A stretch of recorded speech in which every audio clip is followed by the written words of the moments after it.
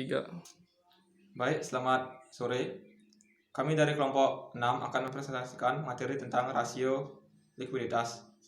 Nama saya Karindra Kencana akan menjelaskan materi tentang pengertian rasio likuiditas. Menurut Kasmir tahun 2013, rasio likuiditas merupakan rasio yang menggambarkan kemampuan perusahaan untuk memenuhi kewajiban atau utang jangka pendek.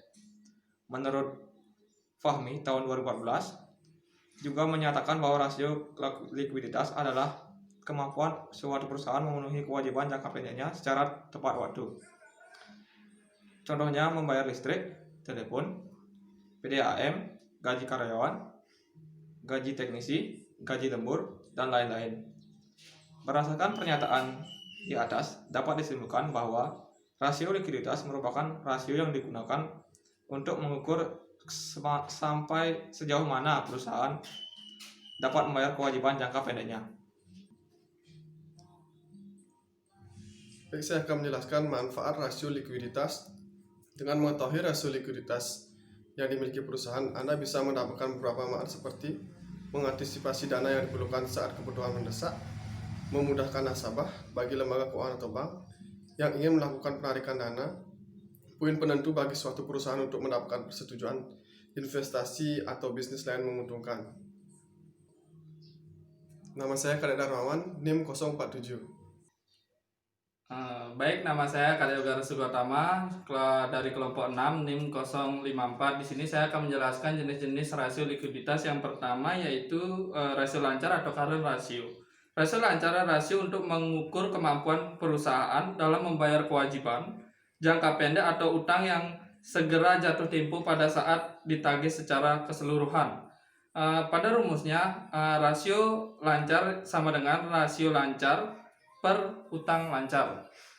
Yang kedua yaitu mengenai rasio sangat lancar atau quick ratio atau exit test ratio. Rasio sangat lancar adalah rasio yang menunjukkan kemampuan perusahaan dalam memenuhi atau membayar kewajiban atau utang lancar dengan aktiva lancar tanpa memperhitungkan nilai sendiri.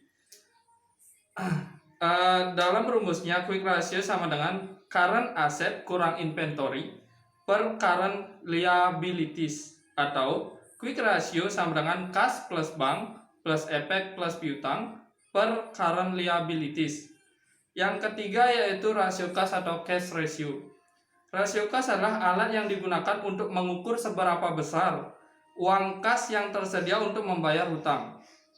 Dalam rumusnya, cash ratio sama dengan cash or cash equivalent per current liabilities, atau cash ratio sama dengan cash plus bank per current liabilities. Yang keempat yaitu rasio perputaran kas.